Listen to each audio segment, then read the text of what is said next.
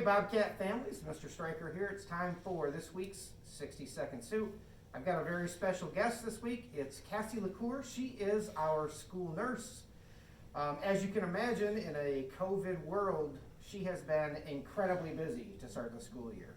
So there have been a lot of things going on in school, and I thought maybe we'd ask her a couple questions that might be on people's minds. So, Ms. LaCour, I want to start with, what do I do if I'm a parent and my kid is sick in the morning? What should I do?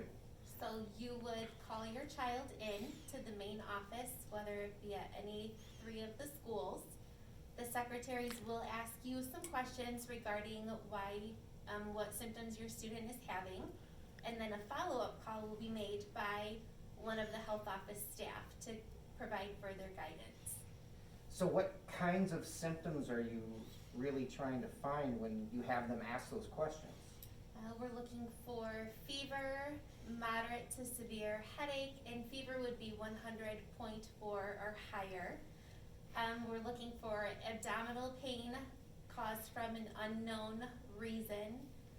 We've got coughing, shortness of breath, new congestion, runny nose, things like that.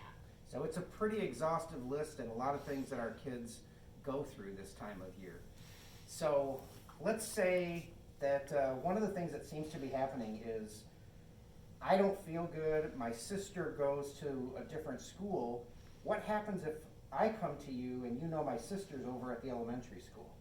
Depending on what your symptoms are, if they are part of that COVID-like symptoms, you and your sibling, as well as any other household members in the district, whether it be teacher or students, would also need to go home. And how long would that be for? As of today, the DeKalb County Health Department is stating 14 days. Wait a minute, I thought it was 10 days. I just got used to saying 10 days. Did this change? Guidance just changed, yes. So this is something that we're going through. The guidance changes frequently. As you can see, one of the things that I finally memorized went from 10 days to 14 days. Yes. So I think it's because of the high rate that we have in the region of the state that we're in. I'm home, I want to get back to school. How can a kid get back into school if they have these symptoms?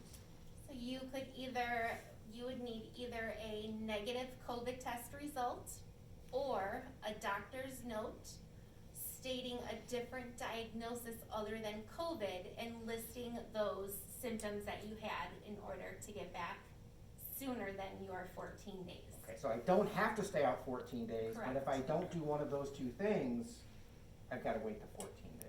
Yes. So there's a lot of things going on, and Mrs. LaCour is very busy trying to juggle all the new changes that are coming from the Department of Health and from the DeKalb County Health Department. We're asking that you join us in giving her some grace this year as she's going through all of these big changes. So until next time, we'll see ya. Thank you.